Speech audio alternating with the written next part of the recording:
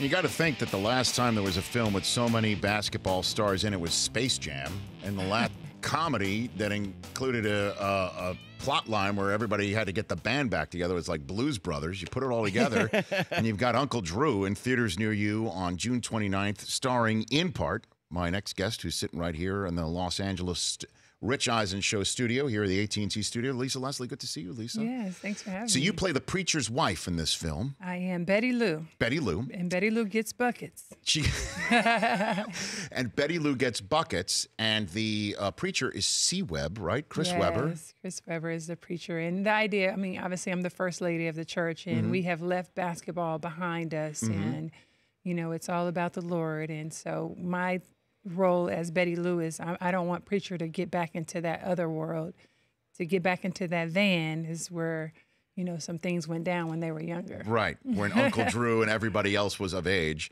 And here you are, we're showing a shot of the film, The Calm Before the Storm, Divine Ministries Escalade, with you coming out with a baseball bat looking all sorts of mean, Lisa. Yes, Betty Lou does not play. So that's the Lisa Leslie, you know, on the court, you know. It was, without the baseball bat. Without the bat, you know. So it's it was a lot of fun. I think it's a laugh out loud movie. People will enjoy it, and it's a really good message as well. Well, Kyrie, obviously, is Uncle Drew. Shaq is Big Fella. C. Webb is the preacher. Reggie Miller is Lights. Nate Robinson as Boots. Boots, yes. And you are Betty Lou. I mean, so which basketball player in this film is the best comedic actor, do you think, Lisa Leslie? Well, I would say each character really does a great job, and you're going to be surprised. Most people have been who've seen the movie already about how well everyone's acting is. I think each character really comes to life. But I would say, you know, Shaq is probably had the most experience, aside from myself, in acting, and he's just natural. I mean, there's things that's not written in the script that he does that's hilarious, and so I would probably say Shaquille. He ad-libbed the most, is what you're saying? Not necessarily ad-lib, but yeah, absolutely. He added things that was not in the script that really made it funny. So you're saying without Kazam, he would not have had this performance Kazam in was Uncle Drew? Absolutely. Kazam was really and then don't forget about, what's the other one? Blue Chips? Chips, yes. I guess that's true, right? Blue Chips had Shaq in it. A long time ago. Penny, right? Yeah. Penny Hardaway. Those guys were just about to be pros, I think. They had just gotten drafted. Yeah, so... he has the most experience than I do. I've been in quite a few. So what else? What is your other filmography? Think Like Lisa? a Man. I've been in that. Loving Basketball. You might have seen me in there. That's right. Loving Basketball. So you enjoying it? You like? Oh, I acting? love acting. I feel like acting is the closest thing that we get to basketball. The feeling, the adrenaline, if you will. You know, that fire that burns within. When you share a screen with someone else and try to make that come to life, it's so much fun. Well, you know who's in our third hour? Oh, who? Omar Epps. Oh, I love Omar Epps. Speaking of love and basketball. From Fatherless to Fatherhood. That's a great title. That's his new book. Yeah, he's coming in hour number 3. Do you have any good Omar Epps stories that I can drop when he comes here later on? Nope, other than being a fan. I don't know Omar Epps. Okay. Oh, I'm just throwing that out there. Yeah. Okay, Lisa Leslie here on the Rich Eisen Show. It just looks like you had so much fun doing this, that there was just so much fun on the set. I mean, we have behind the scenes of you with Shaq. Him and Nate Robinson, they're really like the same person. Nate's the smallest, 5'9", right, and Shaq, obviously 7 feet. And these guys are hilarious. Nate dunked on Shaq so many times. His whole goal was just to dunk on Shaq. So we had a lot of fun.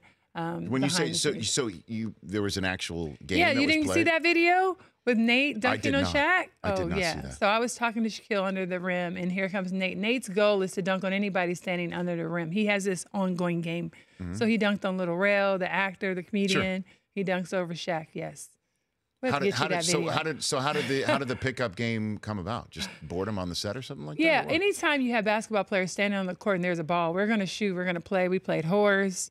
I mean, Betty Lou, really, Shaq's online telling you, Betty Lou got the most buckets of everybody. So that when you said you got buckets, you don't mean in the film. You're talking about off camera as well. I mean, it wasn't written in for Betty Lou to score that much. So, you know, they had to cut all of that out. Otherwise, it'd be called Betty Lou and not Uncle Drew. So who won horse on the set? Betty Lou. What was your shot that nobody could get? Just making more buckets. It don't matter what the shot is. You just got to make more buckets than everyone else. Did you try to make a free throw? Is that how you beat Free Shaq? throws, left-handed. Oh, I did left-handed free throws because I'm ambidextrous. Did Shaq try a left-handed free throw? Shaq was out before we started. Shaq can't shoot. He can't shoot from the outside. He was out. So- Little Rel, let's see, Kyrie, Yes. myself, and Nate Robinson were the last three. We knocked out Reggie Miller. Can you believe it? Now, please walk me through this one, please. Yes. Okay. Reggie Miller got knocked out. Reggie Miller got knocked out. in the game of horse. And Horace. Last standing, Kyrie, Lisa Leslie, Mm-hmm. Nate Robinson. Kyrie loses. Nate and I were left, and then we had to go back to work. So Shaq was first knocked out? Yeah, Shaq, Shaq can. Shaq's out. Reggie Miller out. C. Webb out. Yes. C. Webb out. C. Webb out. too. It was the left-handed free throw that got C. Webb out. I just love it that Lil Rel is actually thinking there could be some hang with this horse game, that he can actually hang Yeah, with Lil you Rel's- guys. Yeah, I mean, no, he's not. He wasn't in it. who's the best? Because as you know how it works. As you've said that how much you love acting. So many players want to be actors, actresses, musicians. Okay? Yes. Everybody else wants to be actors, actresses, musicians, want to Yes. be athletes. Yeah. we Who wanna is the switch. best hoop playing actor, actress, musician you've ever been around? Ever? Yes. Oh, Brian McKnight probably would be the best basketball player. Really? Yeah, of like actors and actors. For sure, he's really good. Chris Brown is an excellent basketball player as well. Mm-hmm. And then there's also Master P, who went to the NBA. Right. So actually, Master P is number one. Masterpiece number Yeah, one. he went to the NBA. Where does Kevin Hart rank?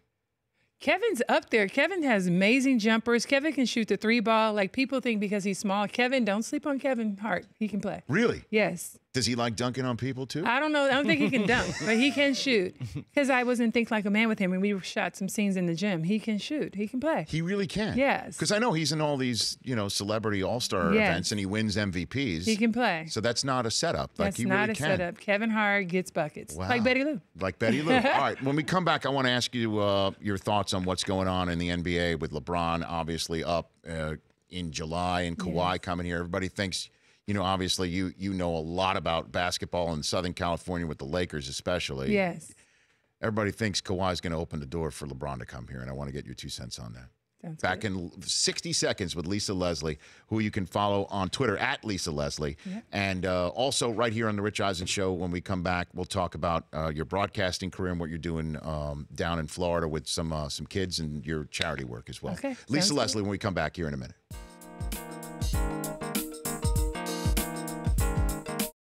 Lisa Leslie here on The Rich Eisen Show. What was that like? How big do you think that was?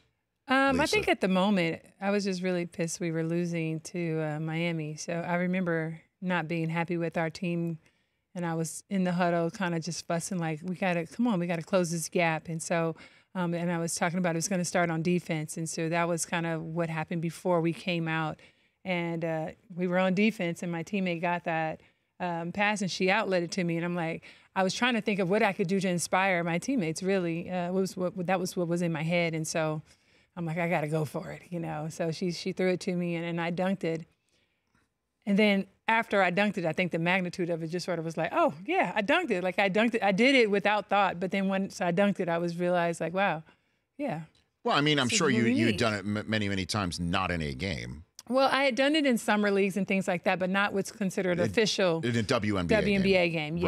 Right. I'm sure you'd done it before. Yes. So when people made a big deal of it, do you think it was a big deal? What's all come down I to? did because I felt like at that time in the league in 2001, 2, we would always have the naysayers that were in media sort of like, well, the women's game, yeah, they play good, but they can't dunk. So I'm like, dude, even if we dunk, it doesn't make a difference because by the time the NBA gets to the playoffs, how many dunks did we see? Not many. Right. It comes down to execution. And so because we play basketball sort of the right way, people talked about, we didn't have the dunk. Now we have women dunking all over the place. It's like, still doesn't matter. Who's the best you ever played against? Ooh, one player? The Yeah. best ever? The one that you just remember when you played against this? I would probably have to say a list of people. Diana Taurasi, Cynthia Cooper. I always think about the positions that I didn't play that we couldn't stop them. And I'm like, we're going to lose because we can't shut that one player down. And it's been probably those two players who were just unstoppable. So then give me the Mount Rushmore of women's basketball. The Mount Rushmore, wow. I would say Cheryl Miller, Cheryl Swoops, Diana Taurasi. Am I on there? You Lisa can Leslie. absolutely put yourself on there. Wow. And then the last one, wow, that's kind of tough. Well, I mean, you would make the fourth. That's it. That was 4, Yeah, but we that's need it. a 5th player. No, you just 4. Just Just give me 4? the 4. Yeah. Oh, okay, Top cool. 4. There you go. If you want to give a 5th, go for it.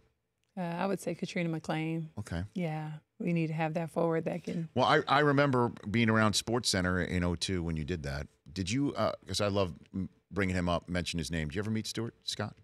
Yeah, absolutely. I love Stuart. Yeah, absolutely. Did you have any good memories of hanging out with him? Well, meeting him? Stuart he would do, we did the Gatorade Awards together, presentations. And I mean, Stuart was just a great guy. What can you say? It's sad that we lost him, but I 3 really years love, now. Yeah, time flies. I 3 know. years? Yes, that's why I like bringing his name up, because so many people, I think when I look on TV, I'll say following in his footsteps instead of, there's a lot of imitation, which is the greatest form of flattery. Right, true.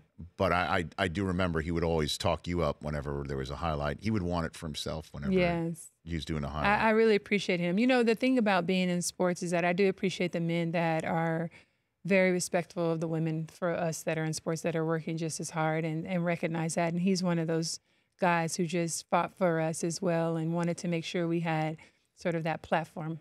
Yeah. So you did an award show with him? Yeah, we would do the Gatorade. I would always award the best Gatorade player of the year for the women. And, there was another guy, or whether it was LeBron or Vince Carter, a different guy would award the men. And so... Well, Vince is that. Stuart that was was in Stuart's charge. guys, too. Yeah. I mean, well, Vince, too. That was, again, I couldn't get highlights when it was Jordan, Vince Carter. Yeah. You were one of them, too. Just like, okay, that's Stuart's. You even asked me that the other day, because there was a video of Stuart that went viral just last week. Really? Because, yes, it was the anniversary of the Jordan flu game. Oh. And so SportsCenter and ESPN put out his highlight, him doing the highlight on SportsCenter. I was next to him. Nice. And so Chris over there asked me, "Did you even ask for it in the show meeting?" Like, nah. Just walk in Wasn't like, even you a know what, question. Stu, I got this one. You got this one. You miss him. Yeah, I know. I do. I do Yeah. every day. That's why I like bringing him up, when obviously somebody who I feel that he respected, and I thought that you might have met him. I like bringing it up. Lisa Leslie here on the Rich Eisen Show. Okay, so what do you think is going to happen with LeBron, Kawhi?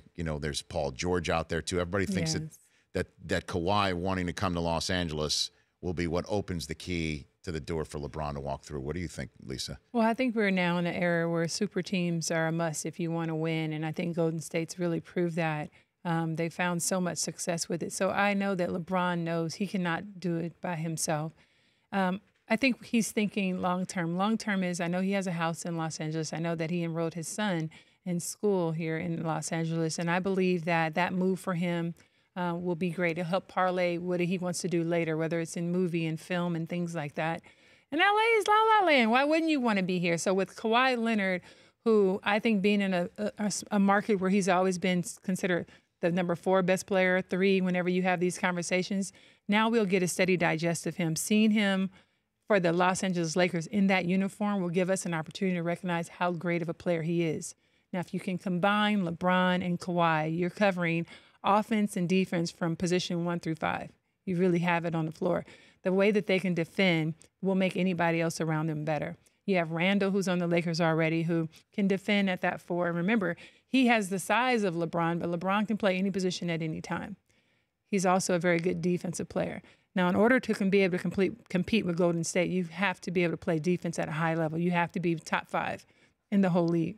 With those 3 players on the court, they can do that. Now, you add Kuzma or Ball or any of the young players, they're going to be able to get in line and do some of the small intangible things. But I think they would put themselves in a great position to be able to compete and take down Golden State. Don't you think, though, that some of the names you just mentioned would have to wear a Spurs uniform, and they're just going to wave I mean, I know Magic is very persuasive, but he can't just wave a wand and get Kawhi here. He's got to give, Pelinka and Magic and the team have got to give something up significant to go get Kawhi Leonard. They have to give up something, but if you have a player who does not want to no longer play for your franchise, they'll figure out a way to get the trade and get whatever it is they want. Do they have something that San Antonio wants, the type of player that Popovich would want? Mm-hmm. Maybe. And if the Lakers have to lose that for LeBron and for Kawhi, anybody's going to be worth it. So it is a fact LeBron's son is enrolled out here in California? Allegedly. Okay. So, in that, From what I've heard, from reports that I've sure. heard. So, if that's the case, then he's coming here. I mean, Well, he's coming to I Los can't say Angeles, right? I didn't talk to LeBron, and LeBron didn't tell me that, but this Right. is just from what I've heard through the industry and from players Well, that I you- know yes. that I cannot You disclose. definitely have your ear to the ground more than most, Lisa. That's for Yes. sure. Yeah. Huh. Okay. So then let me ask you this, Lisa Leslie here on the Rich Eisen Show. The idea that LeBron, with his final window of opportunity to win championships, Mm-hmm. which is obviously what folks like yourself and LeBron Strive do this for. That's it. That's it, Yeah. right? Obviously. Outside of family, which we No, understand. that. we Okay. get it. Yeah, for our Okay. careers, it's about winning. If you don't win, it wasn't a great season. Now, that said, though, later in life, you want as less drama as possible doing that.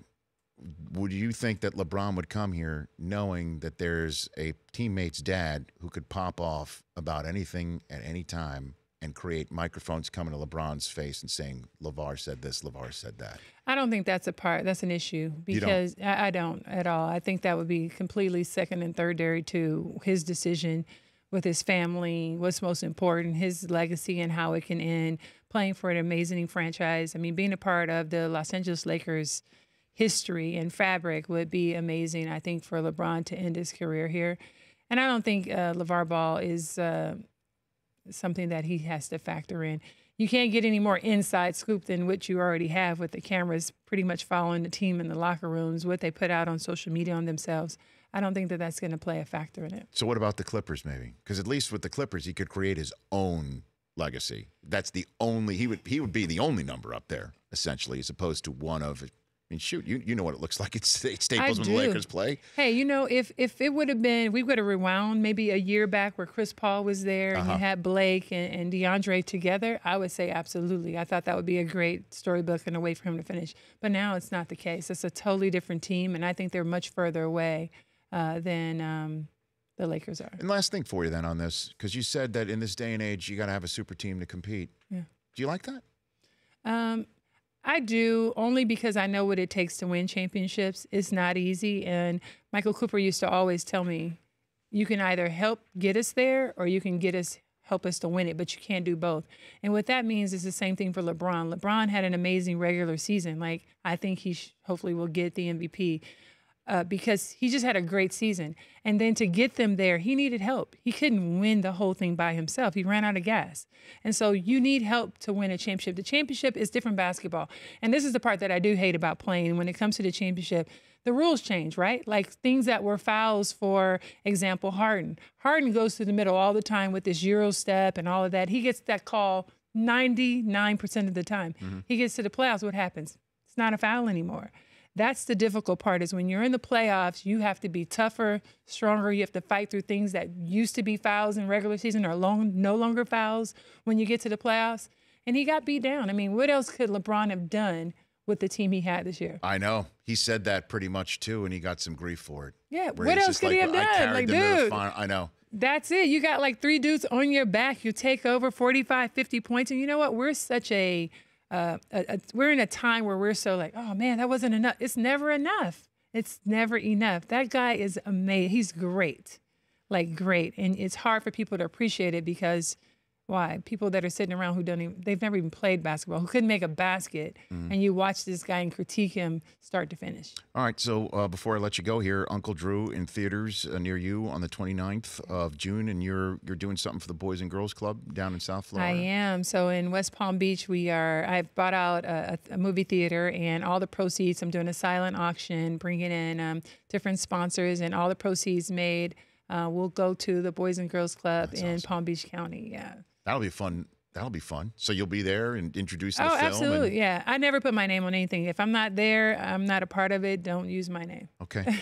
Well, I also enjoy you on CBS Sportsnet. We Need to Talk. Yes. You're rocking it with Amy Trask and Yes. Andrea Kramer and a bunch of people. We have that amazing You sure cast do. of women talking sports. You sure do. You're welcome here anytime. Thank Lisa, you. please come back anytime. Thanks for having me. At Lisa Leslie on Twitter to also follow Lisa Leslie, who you can check out in Uncle Drew. I can't wait for this to come out on the 29th of June. The Rich Eisen Show, weekdays at noon Eastern on Audience.